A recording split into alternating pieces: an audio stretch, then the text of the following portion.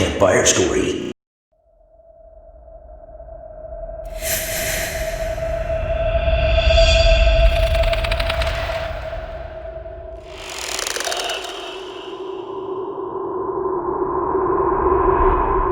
It started off as just another Sunday morning.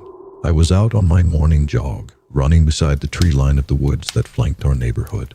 I was enjoying nature's beauty while working up a good sweat, when I heard what sounded like whimpers. I followed the sound to its source and found a dog, a yellow Labrador sitting under a tree. I knelt down to pet him and he nuzzled into my hand. He seemed somewhat relieved to see me. His tail wagged like crazy as I pet him. I noticed that he was dirty and looked quite malnourished. I wondered if he had been kicked out by his owner or was just lost. After looking around for a while to see if his owner would show up, I decided to take him home. I gave him a bath and fed him some chicken, which he gobbled up. The poor thing must have been so hungry. The next day, I put up missing dog posters around the neighborhood.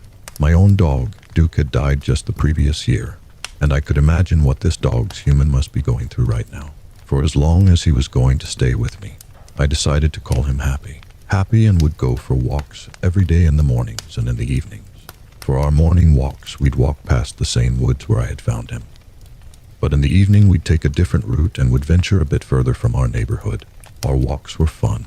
Happy was a very well-behaved boy.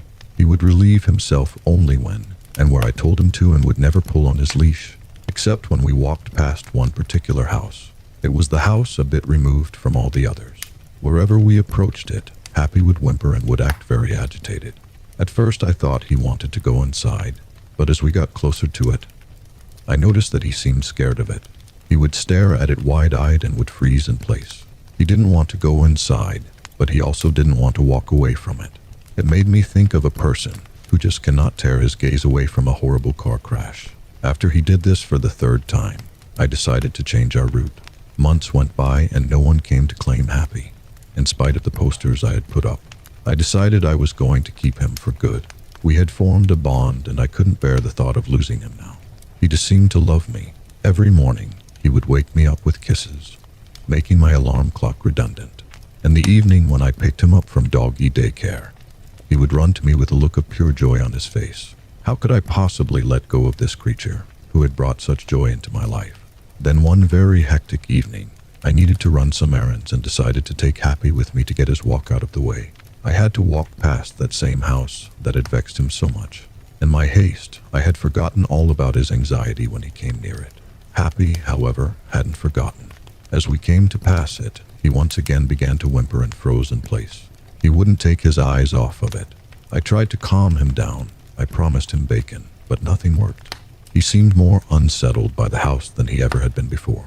He must have stared at the house for 10 minutes, with terror in his eyes, refusing to budge. Then, without warning, he bolted towards it, pulling his leash right out of my hands. Happy, no, get back here, I shouted. But he wouldn't listen. He had finally overcome the fear that had paralyzed him.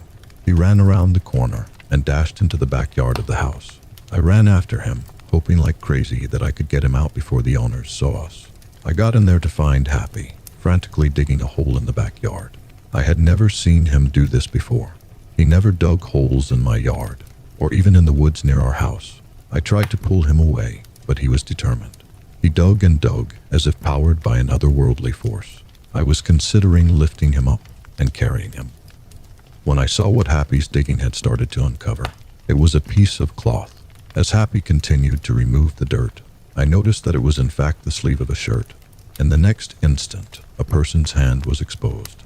There was a human being buried in that yard. This time, I did pick up Happy and ran from that place as quickly as I could. I forgot all about my errands and went straight to the nearest police station. I told the cops everything. The dead body was unearthed and an investigation began. An autopsy report stated that the person Happy had found, a man in his early 30s, had been dead for 5 months. That's as long as I had had Happy. The coroner had concluded that the man dies of a blunt force trauma to the back of his head. That house was a rental and the dead man lived there with his girlfriend and his dog, my Happy. The neighbors in the area knew them as Aaron and Vicky. It turned out that these were fake identities. Everything this couple had told people about themselves was a lie. The insides of the house were untouched, and nothing seems to have been taken. The girlfriend, Vicky, is still at large. She remains the prime suspect in the murder, though the cops aren't sure if she was behind all this or if she had been killed and was just another victim. No one has ever come to reveal Aaron or Vicky's real identities. Aaron was buried in an unnamed grave. Strangely, until the body was found, the house rent continued to be paid in cash, perhaps to prevent anyone from becoming suspicious. I'm sure there are other details that the cops haven't revealed to the public. I often wondered what kind of a man this Aaron was.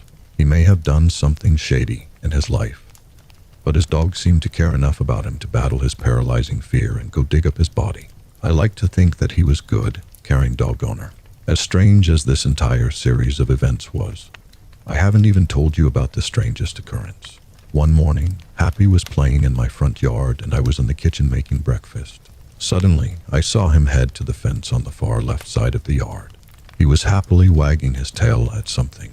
I couldn't see who it was as my view was obstructed by the shrubbery. I went outside to see what was going on. Happy came trotting towards me. I noticed that his collar, the one I had put on him, was lying on the ground next to the fence, and he was wearing a different one. I ran out to the street to see if I could catch a glimpse of whoever had changed Happy's collar, but there was no one there. Happy let out a small bark, as if telling me to come back inside. I took Happy indoors and examined the collar. It had a name tag on it. On one side of the tag, the name Dennis was carved and the other contained a house address, the same house where Happy's owner lived. He licked my hand and looked straight into my eyes in a reassuring manner. Dennis and I are still very happy together, and I can honestly say that he's the greatest good boy who ever lived. And yes, I do call him Dennis now. I have a feeling that his deceased owner would want that.